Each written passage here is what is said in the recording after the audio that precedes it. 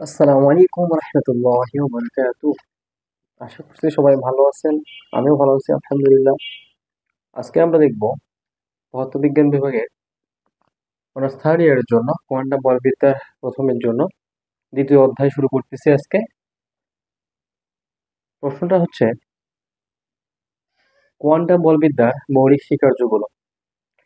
আমাদের কাছে মোটামুটি 7টা স্বীকার্য আছে। যদি 7টা স্বীকার্য জানি তাহলে কোয়ান্টাম বিদ্যা মানে বলবিদ্যাটা বাস্তবিকভাবে বোঝা এবং পর্যবেক্ষণ করা সম্ভব হবে। তো চলুন আর দেরি না করে আমরা সেই স্বীকার্যগুলো দেখি। যদি প্রথম স্বীকার্য আমরা বলি তাহলে সেই স্বীকার্য হচ্ছে ওয়েভ ফাংশন স্বীকার্য। হ্যাঁ, ওয়েভ ফাংশন পোস্টলেট।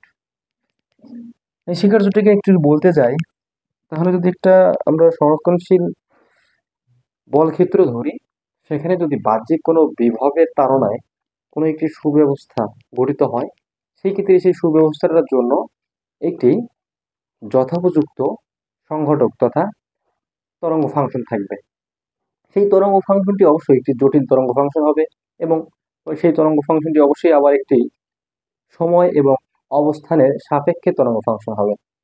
হুম। সো তরঙ্গ ফাংশন একটু লক্ষ্য করবো আমরা। তরঙ্গ ফাংশনটা হবে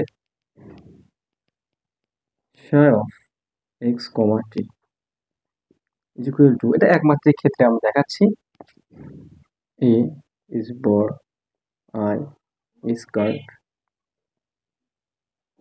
x মাইনাস ইট। তো এই তরঙ্গ ফাংশন দিয়ে আমরা পুরো কোয়ান্টাম বলবিদ্যার তরঙ্গ ফাংশন দিয়ে কোয়ান্টাম বলবিদ্যার যে কণাটাকে আমরা বের করব, সেই কণাটা বিস্তারিতভাবে বর্ণনা করতে পারবো। দ্বিতীয় স্বীকার্য নর্মালাইজেশন একটু দেখি। নর্মালাইজেশন হচ্ছে এমন একটা বিষয় যেখানে একটা ইন্টিগ্রেশন, একটা সীমার মধ্যে যদি আমরা কোনো কণা ব্যবস্থা বা সুব্যবস্থাকে যদি আমরা বর্ণনা করি বা বিশ্লেষণ করি, তাহলে সেই সীমার মধ্যে মানে নির্দিষ্ট সীমা মানে ন্যূনতম সীমার মধ্যে যদি বর্ণনা করতে চাই, তাহলে দেখতে পাবো যে সেই কণাটি অনেক সময় নেই, অর্থাৎ নেই হয়ে যাবে। কিন্তু যদি আমরা সেই সুব্যবস্থাটাকে সারা দেশে, হ্যাঁ, জাস্টিফাই করি, তাহলে আমরা নর্মালাইজেশন ক্ষেত্রে দেখি v to infinity psi star psi যেখানে x হয় x dx, হ্যাঁ, ইকুয়াল টু 1 হবে। অর্থাৎ সারা দেশে কোনো সুব্যবস্থাকে যদি আমরা জাস্টিফাই করি, হ্যাঁ, কণা নির্ধারণের জন্য, তাহলে অবশ্যই সেই কণাটি 100% পাওয়া যাবে। এখানে কোনো ভুল নেই। সুতরাং আমরা এই অংশটাকেই নর্মালাইজেশন বলা যেতে পারে বা বলতে পারি।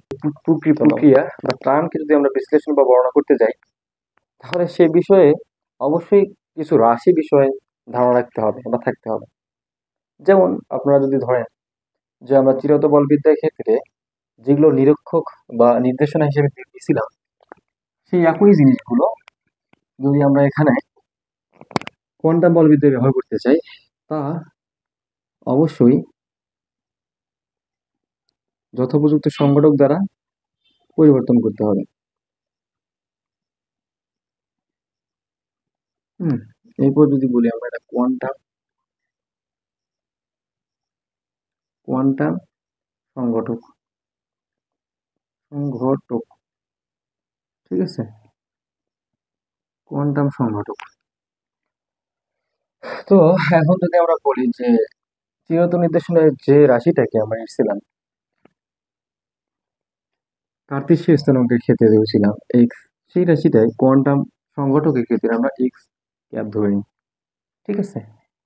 তো চিরতের ক্ষেত্রে যেটাকে আমরা ধরছিলাম রৈখিকভাবে ভরবেগ অপারেটর, অর্থাৎ ভরবেগ চলক হিসেবে ব্যবহার করছিলাম আমরা।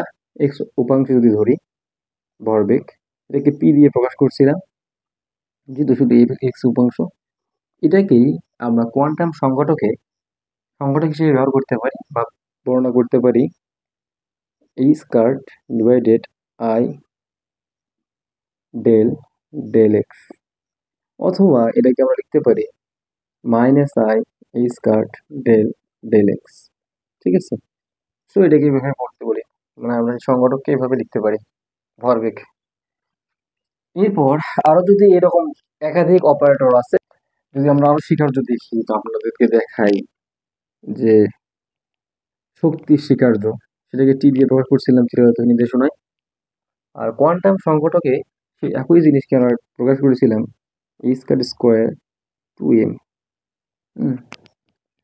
Del del del square del x square, এটাকে আমরা এইভাবে প্রকাশ করেছিলাম শক্তিকে। হ্যাঁ, যদি আমরা স্বাভাবিকভাবে লিখতে চাই আরো, তাহলে ইত্যাদি এরকম আরো অনেক অপারেটর আছে, যেমন হ্যামিল্টনিয়ান আছে, হার্মিশিয়ান আছে। সো এরপর যদি আমরা যাই সামনের দিকে, তাহলে দেখতে পাবো, আচ্ছা তৃতীয় স্বীকার্য চলে গেল আমাদের। এখন যদি আমরা চতুর্থ স্বীকার্য দেখি, চতুর্থ স্বীকার্য কি বলছে আপনারা দেখতেছেন।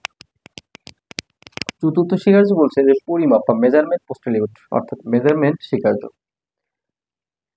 সেটা কি, যদি একটা ফাংশন ধরি আমরা, যেমন আইগেন ফাংশন বা আইগেন ইকুয়েশন, তাহলে এই একটা যদি অপারেটর হয় যেটা কিনা সাই এন, সাই সাবস্ক্রিপ্ট এন কে অপারেট করবে, সে অপারেট করে একটা আইগেন মান বের করবে। আর সঙ্গে যা তাই অপরিবর্তিত থাকবে আইগেন ফাংশনটা। সো এখানে যদি একটা এই সমীকরণ ধরা হয়, একে বলা হয় আইগেন মান ইকুয়েশন, সমীকরণ ইকুয়েশন, আইগেন ফাংশন সমীকরণ। সো এখানে এটাকে আমরা বলতে পারি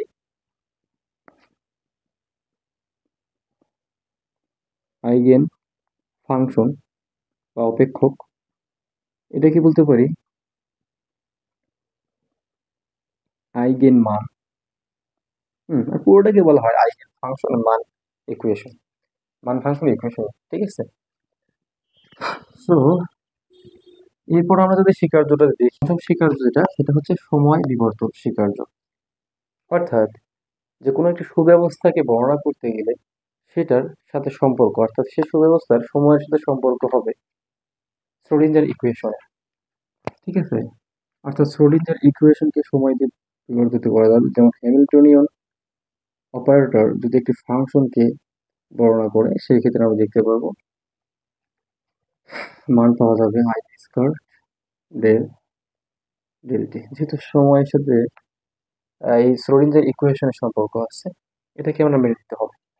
এরপর ষষ্ঠ স্বীকার্য যদি আমরা যাই, তাহলে দেখবো বর্ন রুল নামে একটা রুলস নিয়ম আছে। সেটা হচ্ছে যে সম্ভাবনা বা প্রবাবিলিটি কি। প্রবাবিলিটি হচ্ছে একটা ফাংশন যখন আমরা ধরছি, এই ফাংশনের স্কোয়ার করলে আমরা একটা কণার সম্ভাবনা নির্ধারণ করতে বলবো, নির্দিষ্ট করে।